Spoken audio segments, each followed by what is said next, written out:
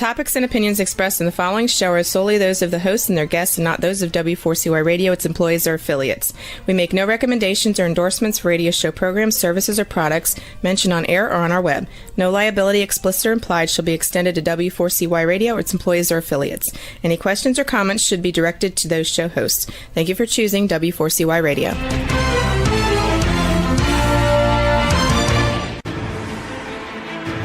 What's working on purpose anyway? Each week, we ponder the answer to this question. People ache for meaning and purpose at work, to contribute their talents passionately and know their lives really matter. They crave being part of an organization that inspires them and helps them grow into realizing their highest potential. Business can be such a force for good in the world, elevating humanity. In our program, we provide guidance and inspiration to help usher in this world we all want, working on purpose. Now, here's your host, Dr. Elise Cortez.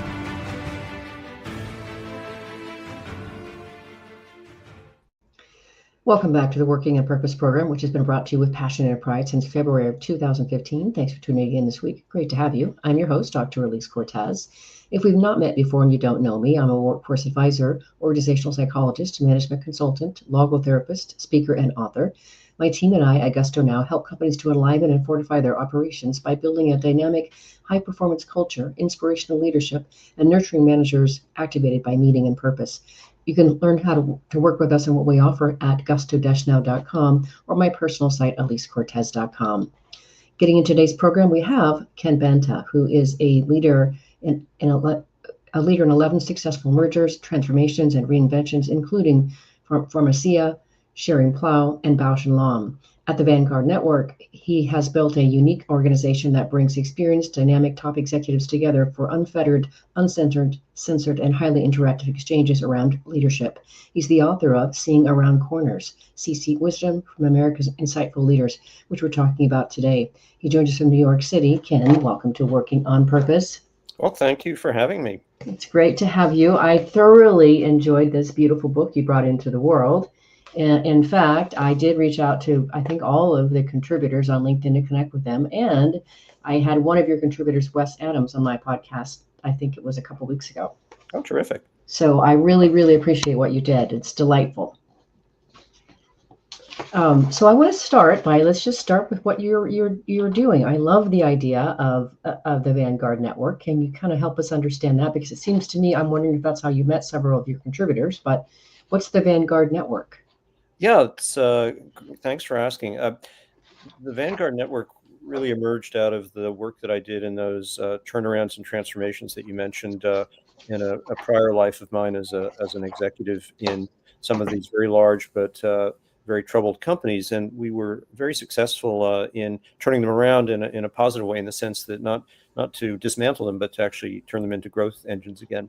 And so after that period, I was advised by a couple of the previous people I'd worked with that wouldn't it be an interesting idea to apply some of these insights to helping other executives and companies. So that's how Vanguard was created back in 2014. We started out initially working with life sciences leaders, and the focus, though, has always stayed the same, which was to help develop leadership capabilities and insights among senior people, and then also through our advisory side to work with some of them on their own company turnarounds, transformations, or personal leadership. So that was the genesis of Vanguard. And then in the past roughly 10 years, we've expanded what we do to include general counsels and their deputies. And as you know, GCs play a really important and growing role in companies. We also have a dedicated group now of life sciences CEOs, and we recently launched a network of executives in risk management, which cuts across sectors. It's not to any one person or one role, but often people in everything from compliance to finance to the general counsel's office can be involved in risk. So we have a kind of a multidisciplinary group on that network. So those are the two things we do, networks of these senior people, and then also advising some of them on their own leadership.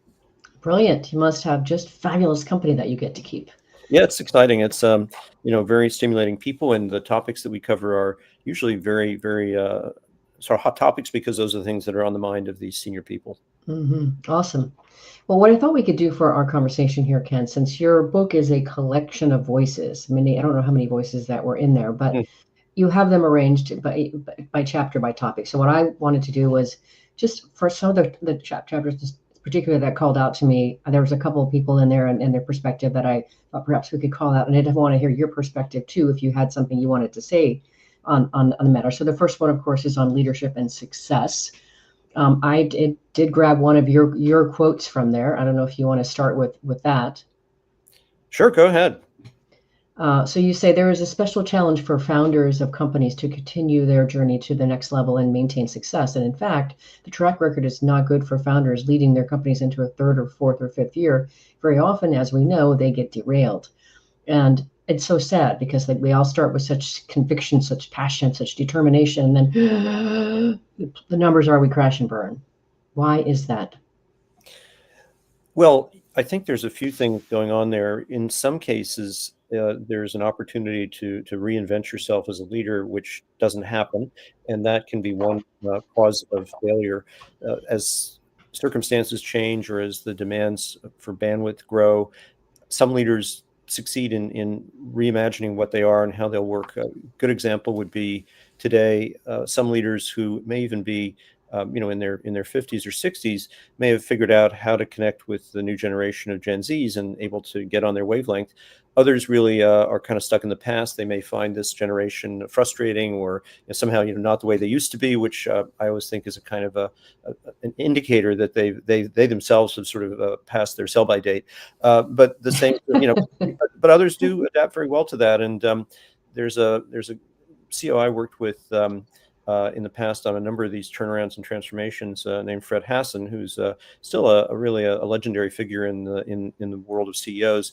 And during a meeting, we asked him his view about how to deal with the Gen Zs. And this is someone who's in his 70s now, and he had one of the best answers I've heard from anyone in a long time. He said, you have to really treat this generation with great care because they had to grow up during COVID and go to college during COVID, and during a vast technological revolution that they're in at the moment that we're all facing with generative AI and all the other things. So, you've really got to see them for who they are, and also have to really work hard to help them succeed because they are the future. So, that's the right kind of attitude. I like that. While we're on that subject, Ken, let's just go ahead and jump to, you have I really thought this was fantastic. And I, of course, am a champion for making sure that everyone is fulfilled and succeeds in the workplace, all generations, all people.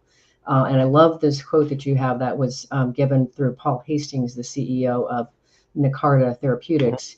He said, some guy stood up in some meeting apparently and said, I don't know about the rest of you guys, but I don't know how to manage Gen Zers. I don't know how to manage millennials. And Reed says, I looked at him and said, then get the hell out, because your company's full of generations Zers and millennials. And if you don't want to deal with them, you should get out.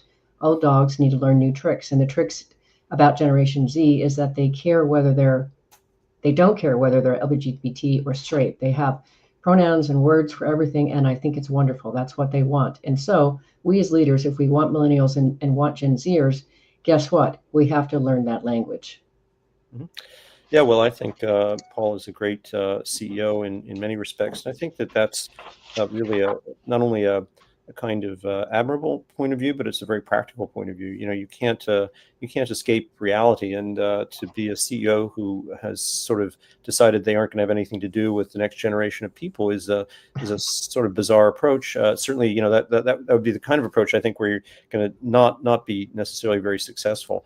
And it's back to that question. I don't know what the generation was of that person who said those things, but it might be that they were sort of, let's call it, more tenured person.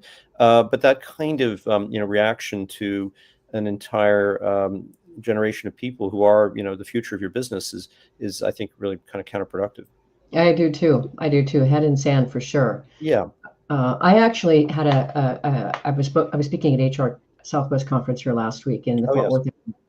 And there was a conversation about Gen Zers, and even Johnny C. Taylor said some remarks about Gen Zers. And I thought, well, these different conversations were along the same tone of, you can't do anything with Gen Zers. And I reached out to a CEO friend that I know down in Houston and asked, hey, you run a very large e-commerce organization. I know you have all kinds of Gen Zers and millennials in your organization. Has this been your perspective? And he said, no. He said, my experience is that Gen Z and millennials want purpose. They want to be able to live their values. They want transparency. They want meaningful work. They want to be able to enjoy their fuller lives. And if you can appeal to that, they're pretty darn good workers. Yes, and also I think we all get a little confused between a certain generational factor or characteristics that we associate with Gen Zs or that are associated with them, a certain attitude or way of operating. And I think that sometimes just gets confused with the fact that they're all in a certain age of their life. And so Right. many Yeah. of the people who are very critical about Gen Zs should probably recollect what they were like at 21 and think about it, because I think a lot of people grow out of some of the habits that bother people. For example, Mm. Gen Zs are often associated with being very opinionated and very willful and very judgmental of other people. And my own feeling about that is, well, that's pretty much the way I was when I was that age. And maybe I'm still a bit like that, but people do mature, and I think that's probably what we're going to see with this generation as well. Mm. That is a fresh perspective, Ken. Thank you for that. That's really fresh.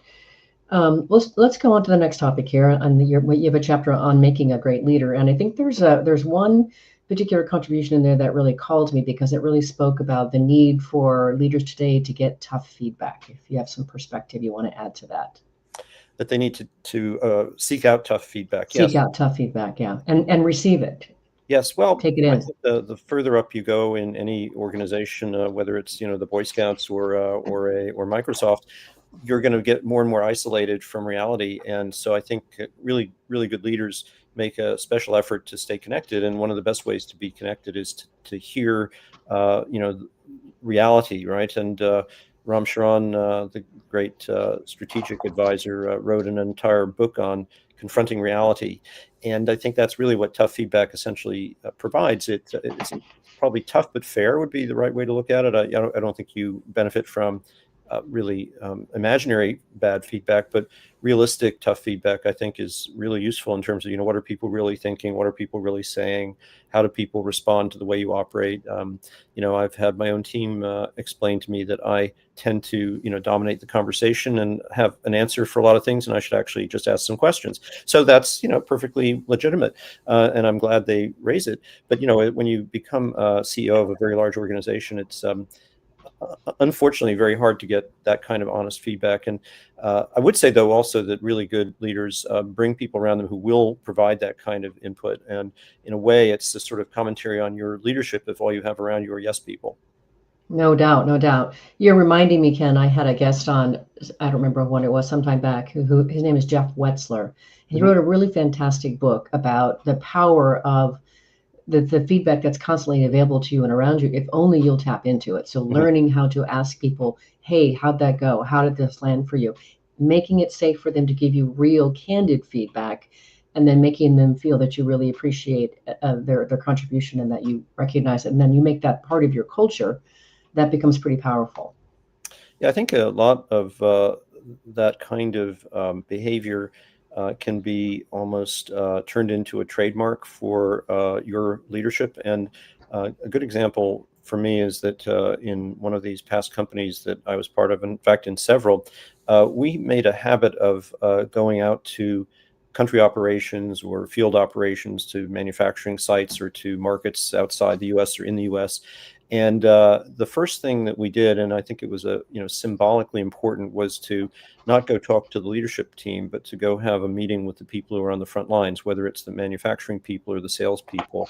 And we then had a very sort of an SOP of always inviting them to provide their thoughts and feedback on how the company is operating. Not feedback really about how top management operates, but their insights about how we're doing, what we could do better as an organization, and in some cases asking their opinions about how that country that they work in or that manufacturing plant could be improved. But we made a point of always telling them that they can check the record. There's never been anyone who was fired or demoted because of something they said.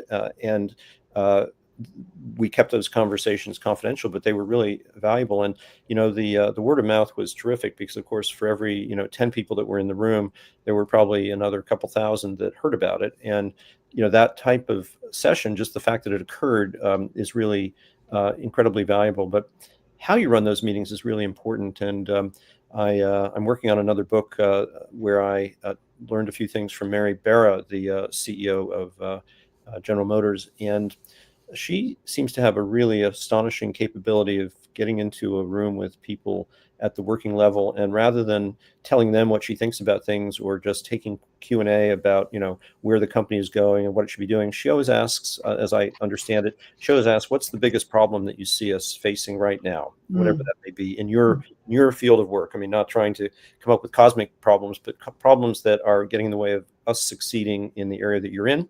And then they spend the rest of that time working with her on what could be done about it. And she'll then always circle back to ask, how could she help them with what they're trying to achieve, and what is that? How are we doing on solving that problem? And it's both a symbolically really important thing and also practically, because that does actually get things to happen.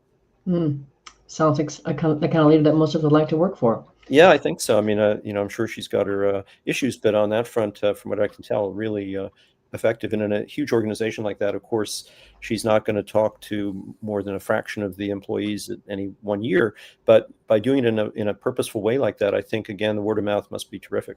Indeed. And on that note, let's grab our first break. I'm your host, Dr. Elise Cortez. We're on the air with Ken Banta. He's the CEO of the Vanguard Network, a unique organization that brings experienced, dynamic top executives together for unfettered, uncensored, and highly interactive exchanges around leadership. We've been talking about some of the topics and the people that he's featured in his book. After the break, we're going to tackle on leading with purpose and also culture. We'll be right back.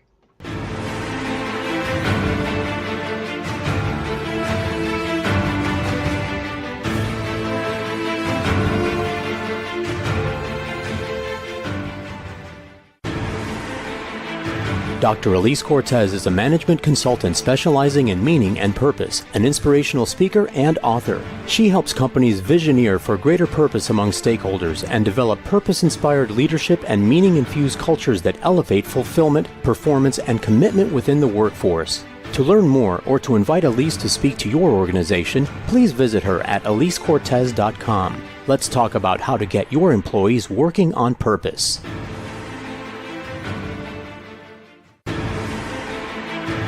This is Working on Purpose with Dr. Elise Cortez. To reach our program today or to open a conversation with Elise, send an email to Elise, A-L-I-S-E, at elisecortez.com. Now, back to Working on Purpose.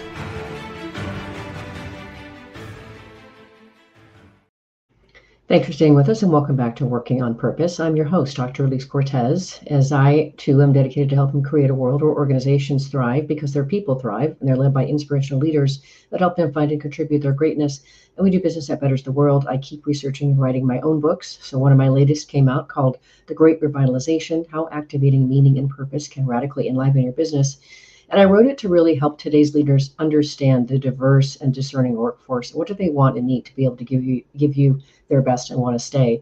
And then I offered 22 best practices to equip you to provide that for them through your leadership and your culture. You can find my books on Amazon or my personal site, elisecortez.com.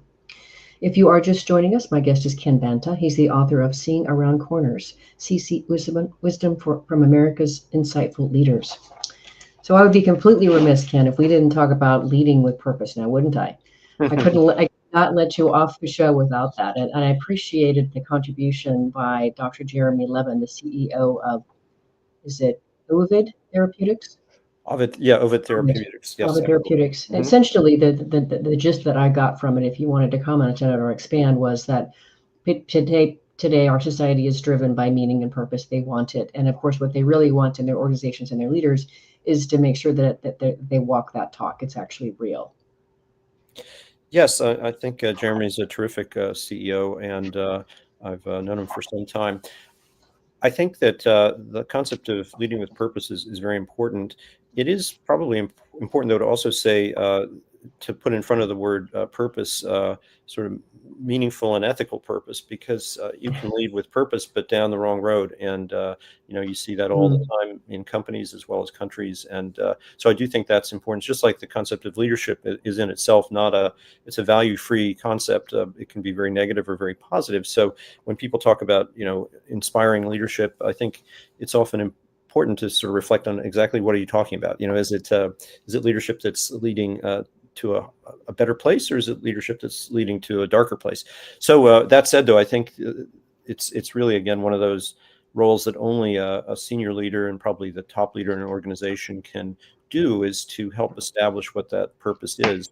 They ought to do it in consultation with others, including the people at the working level. But ultimately, that's one of I think the most important jobs of a CEO or a leader of an organization, even a leader of a photo club or anything else. They need to help convey why we exist, essentially, and what we're gonna, if we do what we do, what are we gonna deliver? And it's usually more complicated than you think.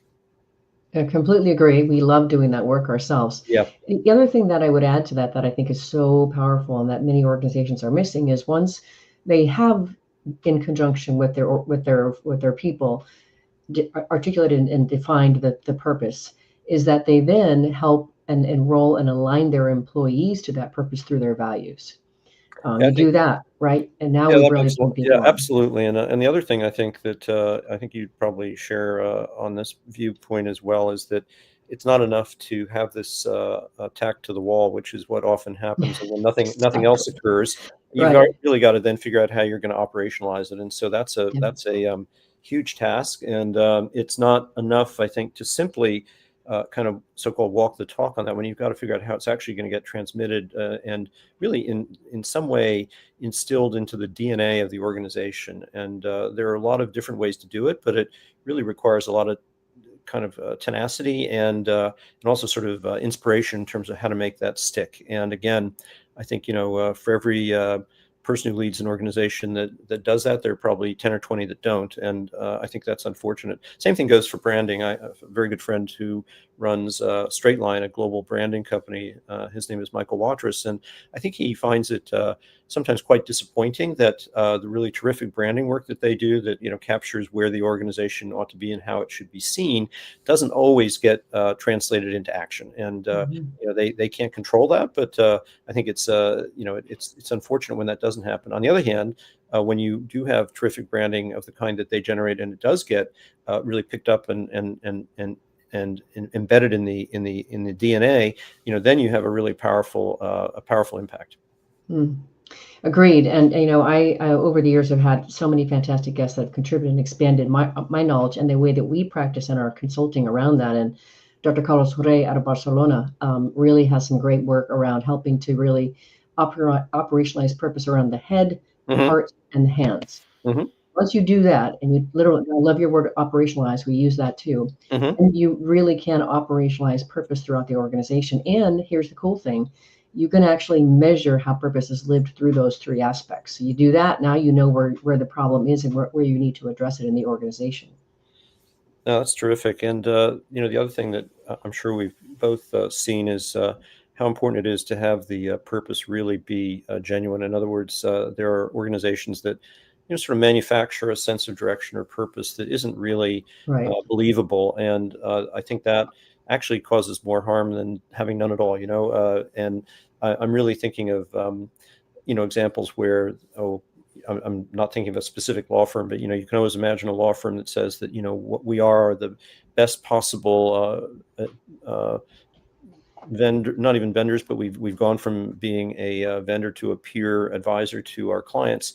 And if that doesn't resonate with the people in the organization, which it probably wouldn't, you've then really sort of undermined your external credibility, but you've also undermined your internal cohesion. Hmm. Yeah, I've actually had interviews with employees who were part of organizations whose purpose was not being lived. In fact, just the opposite was. It's incredibly debilitating for Yeah. people. And then back to your point too about it not being clear. I when I was speaking at the HR Southwest conference, I did a workshop as well on helping the participants on just what we've been talking about here, how to be able to detect and embed your purpose into your culture, et cetera. And there was somebody in there who was struggling. And I said, well, what's the purpose of your company? And she said, to provide great customer service. And I said, what's the name of your company? What is it that you actually do? And she said, we provide warranties. And I said, well, I think that you have a value on customer service, but your purpose is to provide peace of mind. Yes, And exactly. she said, we don't think about it that way. So like that would be a real opportunity to start to turn on some of the souls in that organization who maybe can't get excited about just great customer service, but can get behind the idea, I'm helping people sleep better at night. Yes, and potentially much more real as well. And again, I think back to the frontline people, they usually wouldn't say they always know best, but they know at least as well as top management what things like that should be and what will resonate. Not only with themselves but with the people that they contact, who are the customers of the organization or the stakeholders. And so it seems to me always a bit bizarre, really, when you hear about purpose statements or other things being created either in a vacuum or being created by an external agency together with the Right. senior management team. Right. At some point, there's a missing link here, which is everybody else, and that'll help you. Not only will you get buy-in, but of course you'll get mid-course correction, because people will say, who actually are in the warranty side of things, they will say, well, we don't do customer service, we do peace of mind, and that's the message that should be heard at the top. Mm-hmm. Indeed. So much that we could talk about here. I appreciate getting to talk with someone who's been involved with so many organizations and turnarounds and transformations and really understands the value of this. Let's move on, since I think we've done a pretty good job of dealing with culture in that conversation. Let's talk about innovation. I think you have one of your remarks in there I grabbed here. You say that I think strategy is somewhat overrated. The world is changing too quickly that having a 3-year strategy is sometimes meaningless. Having a sense of purpose and where you're going with your organization, and then being very agile about how you get there, and especially making sure that the people in the organization understand what the purpose is and that you can get there. So kind of related to what we've been talking about here. But now I think it's really interesting to focus that whole conversation on innovation, if you want to add a little more color to that. Sure. I think what I've observed, both inside companies and then working with executives on their companies, is that the whole concept of innovation sometimes can be, first of all, very narrow. People think of innovation as something that happens in a lab or with some sort of scientific endeavor. But what I've seen is that innovation can happen, in the administrative assistant role. There can be innovation in sales and marketing. There can be innovation also in the role of senior management and how they interact with people or how they do their job. So I think innovation is, there's lots of different ways of defining it, but I think, one way that I've heard that resonates with me is that it's a way of doing things better and more and better and faster and differently. And so, if you think of those criteria, then an awful lot of things are innovation, and also a lot of things that organizations do are not innovation. And sometimes that's the problem, is that they're not, thinking around corners, and they're not looking at the way the environment is changing. There's, I think that especially in a time of intense change, which I think we're in currently, change environments, I think, go like waves. There's change all the time, but then there are increasing waves and pressures that arise. And I think, we're in one of those now for sure on lots of fronts. That's the time when innovation becomes even more essential, because you've got to be able to, move agilely and come up with new ways to do things, new ways to get to where you're going.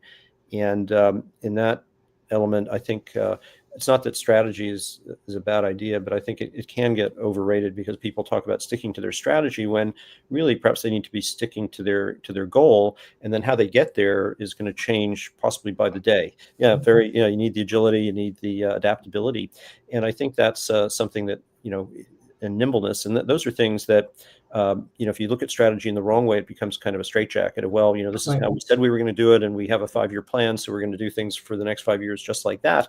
But if the 5-year plan is to actually be agile and adaptive, then that's a different kind of strategy. Mm-hmm. Just so much in this conversation, Ken. So happy to meet you and cross paths, learn from you, connect with you. You have a contributor in your book named Gina Cox, who's an organizational psychologist and the author of Leading Inclusion. And I appreciated her perspective on the real value of diversity. And specifically what she was saying that I could really, really get behind is that people, what they really want, they don't want belonging per se. They don't want diversity per se. What they want is respect. Mhm. And that made a lot of sense to me. That resonates with me. Mhm. Yes, I think very highly of Jenna. I think that another way of thinking about diversity as well is that what really matters is something that's connected to innovation, which is diversity of ideas and experiences. And that's not really based on, quotas of people of a certain color or a certain gender or other things. Those, if you pursue the goal of diversity of thought and experience, then you'll get those other things as a result of it. But that, in my mind, shouldn't be the driver. And so I do understand the discomfort some people have with what appear to be quotas for different things. And in fact, Jen is a good example of someone who really doesn't go for that type of approach at all. She's much more nuanced about what diversity really is. And as you said, part of it is that sense of people being respected. And in my mind, another piece of genuine diversity is that diversity of ideas and diversity of experience, Yeah. which will then lead to other types of diversity, but not the other way around. So are you going to get a more diverse and innovative organization by simply hiring 50% more people of a certain background? No, but if you aim to diversify the inputs into the organization, the other part of it will follow. I love that. Amazing. I can't argue with that at all. It's again another sort of fresh take on the matter. I appreciate that very much, Ken. Oh, Let's talk just a little bit about the role of general counsel. I mm, have to say I was very taken by surprise when Greg Baker, the general counsel for Giant Eagle, mm, says I think that um, he's talking about the role of general counsel as the conscience of the company. I have never seen it. I've never thought about it that way ever. Perspective on the role of general counsel, especially as a conscience. well, one thing for sure, I think, is that the role of the GC has grown overall in lots of different directions over the last 5 or 6 years, and probably even beyond that. But certainly this last 5 to 6 year period, it's uh, certainly never restricted to being the chief legal officer. But I think now, more than ever before, the GC is someone who plays a strategic role in the organization and a role as a advisor and as a business decision maker for the organization. It used to be said that GCs would be a business partner, meaning they kind of supplied some form of support to the functions that brought in the income or did other stuff. But I think that view is now becoming a bit outdated, and really the GC is a co-leader of the business. Uh, Hmm. that idea of being a conscience for the business is absolutely right. I think they play a very important role of sort of identifying what the moral compass of the organization should be, and to call out things that are being done in a way that is not appropriate. And there's a couple of GCs I know who have said that they've often had some very uncomfortable conversations with their CEO about behavior of either the CEO or the board or the leadership team, because they felt that they were bordering on doing things that were not as ethical as they would want. And usually those things weren't being done on purpose; they kind of fell into it. But that was the role of the GC, to close the door and say, I really have to tell you that that's not the way things should be done. So that's one aspect of that GC role. Another very important aspect of it is more and more, I think, providing a kind of strong direction to even the commercial elements of the business. And very interesting, a guy who's one of the really most tenured GCs, named Tom Sabatino, who's, I think, just finished his ninth role as general counsel, which is Hmm. probably about 9 times more than most GCs. Um, said that his approach to working with business leaders in a business is to not come in with direction or guidance, but to ask questions. And he said by asking the right questions, you can get people to rethink what they're doing, and you can help to redirect the decisions. But the way to do it is by asking questions, because as a GC, you come in with zero street credibility necessarily as a business operator, and you have no real authority over the decisions that these groups are making. But he pointed out that if you approach in the right way, you have tremendous impact by asking the right questions. Tremendous. Let's grab our last break here, Ken. I'm your host, Dr. Elise Cortez. We're on the air with Ken Banta. He's the CEO of the Vanguard Network, a unique organization that brings experienced, dynamic top executives together for unfettered, uncensored, and highly interactive exchanges around leadership.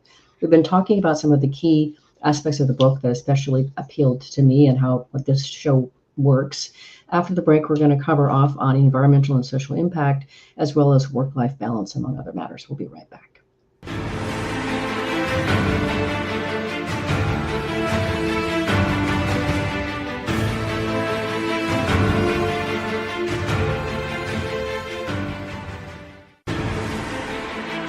Dr. Elise Cortez is a management consultant specializing in meaning and purpose, an inspirational speaker and author. She helps companies visioneer for greater purpose among stakeholders and develop purpose-inspired leadership and meaning-infused cultures that elevate fulfillment, performance, and commitment within the workforce. To learn more or to invite Elise to speak to your organization, please visit her at elisecortez.com. Let's talk about how to get your employees working on purpose.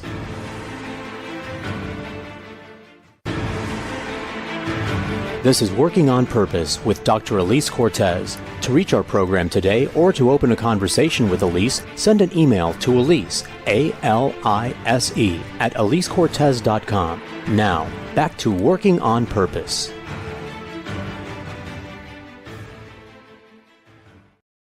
Thanks for staying with us and welcome back to Working on Purpose. I'm your host, Dr. Elise Cortez. As you know by now, this program is dedicated to empowering and inspiring you along your journey to realize more of your potential.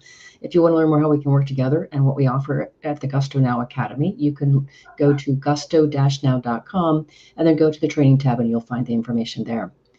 If you're just now joining us, my guest is Ken Banta. He's the author of Seeing Around Corners, C-Suite Wisdom from America's Insightful Leaders. So I realize we're moving fast through this conversation. I do want to move on to, I think let's go straight to work-life balance. I really liked the entry in here from, let's see, James Harrington, who's the Chief Global Intellectual Property Counsel for Radius Health. I like how he essentially is talking about leading by example. So what that means is that if in his case, do you have somebody that you want to get to a game or a soccer game, and you want to show that I'm going to this, I'm leaving the office and I'm going to go see my son's soccer game. Just showing that is a way to be able to cascade it through the organization. So I thought that was very powerful, is leading work-life balance by modeling it. Yeah, I think it's very important. And of course, in today's environment where everyone can work remotely from anywhere, it can, on one hand, enable a lot of flexibility in your working environment and balance between work and other things. And on the other hand, it can cause you to be working all the time, no matter where you are. Yeah. And so I think it does take a lot of discipline, in fact, to find the right way to stop doing that and going on to other things, especially important, I think, if you're a very senior person in an organization, because your behavior is what other people will model. And if the head of the unit or the head of the organization is, sending out emails all day and night, other people feel like they have to do that as well. And I'm certainly really quite often guilty of doing that. And I've realized that I've got to, for example, do simple things like put a new time on the delivery for something that I may be working on later in the day.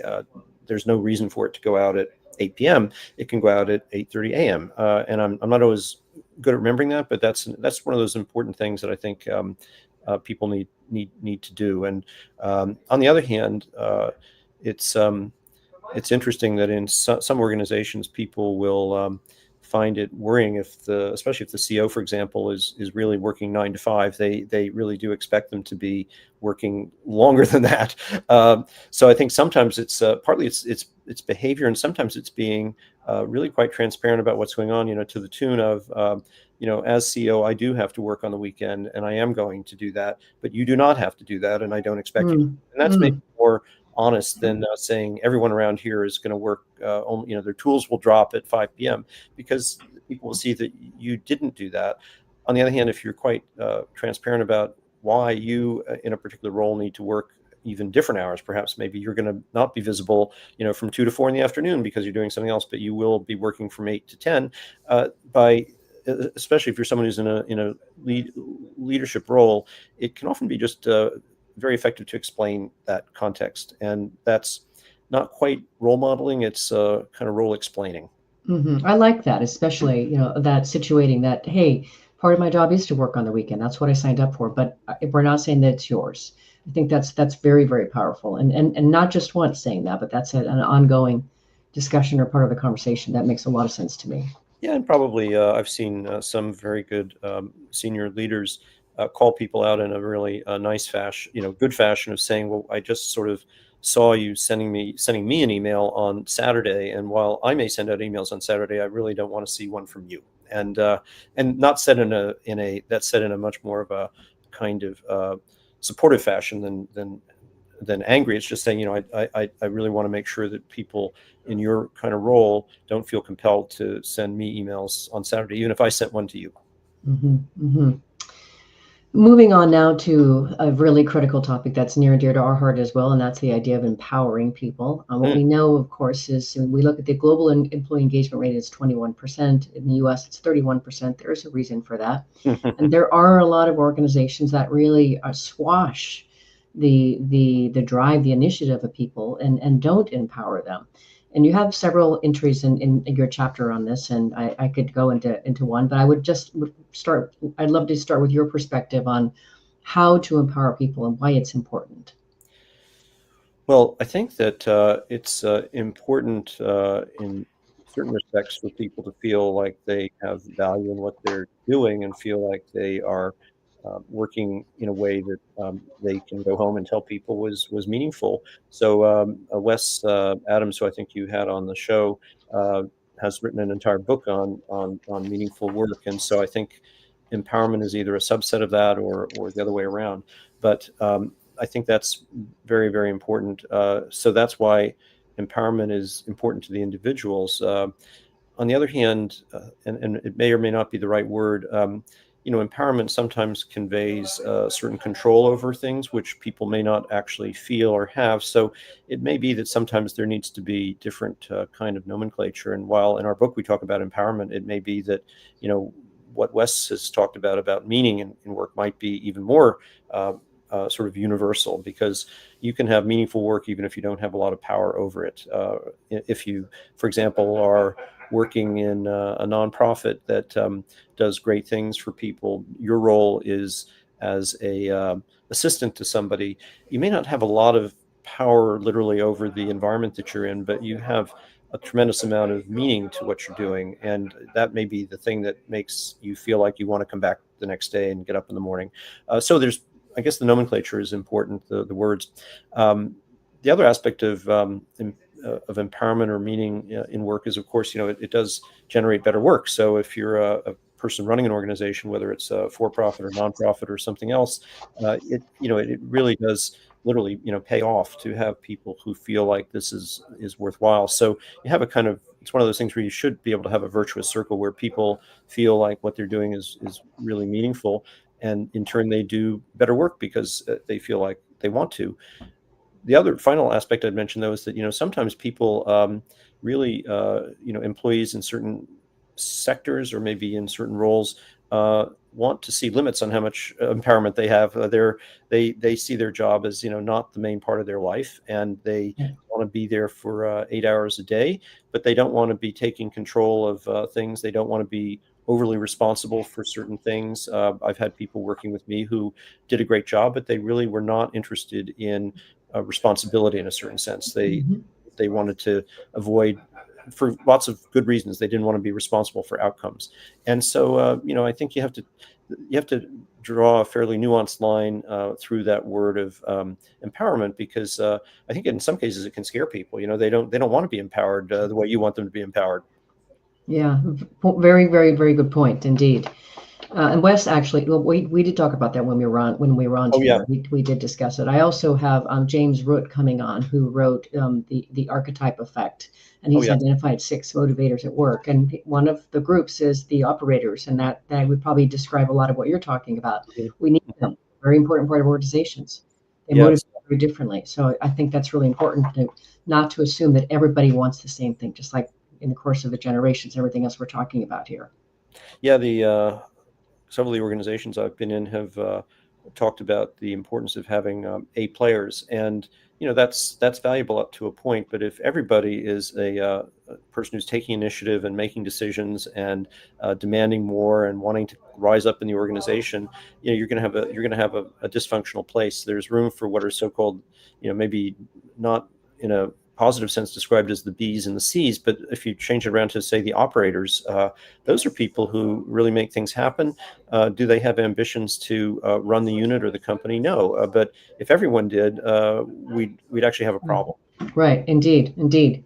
Well, speaking of this conversation, we're really talking also about building the team and staffing. That's how I started in this industry like 28 years ago, was Hmm. recruiting and staffing. So I like the contribution that Andy Bromberg, who's the chairman of Echo, I think it is, he Hmm. says we use a principle at Echo called hell yes or no. And so the question is, if it's about hiring somebody, should we bring this person on? The answer is the 2 choices are hell yes or no. I thought that that's fairly funny, but perspective on that idea. Well, I think that he's an interesting younger executive, and he's built up some interesting things. I think as you move along in at least maybe more layered organizations, you find that you're probably having a somewhat more nuanced approach to how you bring people on board. I mean, you know, there's a reality is there's a very good chance that opinions are going to be divided about a person, No and doubt. so and people are probably going to have pluses and minuses for how they will operate. So you're typically, I think, making decisions either you're never going to get consensus about who's the best person. So if you are the senior leader, eventually you just have to decide. You have to be prepared to compromise on certain things. No one's going to be perfect. I was just working with someone in a nonprofit that I'm on the board of, and she's planning to bring in a new person to work with her, and she had a laundry list of things that this person ought to be able to do. And what we agreed in the end was, well, let's put those into buckets of A, B, and C. A being top priority, B, great, and C, nice to haves, because otherwise you're going to be trying to find a person that doesn't exist, which is who has all these capabilities, or they're going to say they do, and you'll be very disappointed. And then the other thing you have to be prepared for is that even if you say yes to somebody, you turn out 6 months later to realize that they're the wrong person, and you have to have the insight to realize that that happened. Not necessarily that they're a bad person, but it's a bad fit. Indeed. Indeed. We also have something in the book here that we don't really have time to talk about, but I do want to call it out. Is it's the idea that many people, organizations tend to hire ourselves, and I discovered it when I was in recruiting too, Ken. When I was taking the rec or the spec, people would say, "Well, I want this, and this," and what they would be describing, I'd look right up and say, "You want me to hire a clone of you?" Oh, no, no. Oh, that's what you just described. So just want to point that out as it's one of the many evils and things that we just have to be aware of and bring to our consciousness to do differently. Yeah, I think it's related to that diversity topic, right? I mean, that if you hire nothing but people like yourself, you aren't going to have the diversity of insights around you that you need to have, and then you'll be disappointed. Indeed, indeed. Well, this show, Ken, is listened to by people around the world who are interested in either elevating their organizations to a higher level, like we're talking about here, more highly functional, becoming better versions of leaders themselves, or are really trying to be able to weigh in and contribute to the world of work in a more positive way. What would you like to leave them with? Well, I think that I would leave behind the thought that while sometimes we think of leaders as people at the top of an organization, I really think everyone is a leader in different ways, and often, most especially, the people who are at the working level, because they are the ones who work with the stakeholders, figure out how to get things done, and make things happen. And so, I think, to me, that's the best concept, best definition of leadership. Beautiful way to finish. Thanks for coming on Working on Purpose, Ken. Very happy to know you. You really have taught me a lot, you and your colleagues, and inspired. Thank you. Thanks for having me. It was great to be with you, and I learned a lot as well. I'm glad. It should be like that. So what Dr. Seuss says, it should be like that. Listeners and viewers, you're going to want to learn more about Ken Banks, the Vanguard Network, and the book that he has out, Seeing Around Corners. So I suggest a couple things. One, you can go to the main website. It's thevanguardnetwork.nyc. You can also find him on LinkedIn, and you can also directly email him at kbanta@thevanguardnetwork.nyc. Last week, if you missed the live show, you can always catch it via recorded podcast. We were on the air with Marilyn Vetter, the CEO of Pheasants Forever, a 600 team championing habitat conservation, talking about championing culture as a leader's job with everyone else having a hand. Next week, we'll be on the air with James Root talking about his new book, The Archetype Effect, Unlocking the 6 Types of Motivation at Work. See you then. And together, let's lean in and learn together how to make workplaces that work for everyone and find ways to do business in a way that betters the world. Let's work on purpose. We hope you've enjoyed this week's program. Be sure to tune in to Working on Purpose, featuring your host, Dr. Elise Cortez, each week on W4CY. Together, we'll create a world where business operates conscientiously, leadership inspires impassioned performance, and employees are fulfilled in work that provides the meaning and purpose they crave. See you there. Let's work on purpose.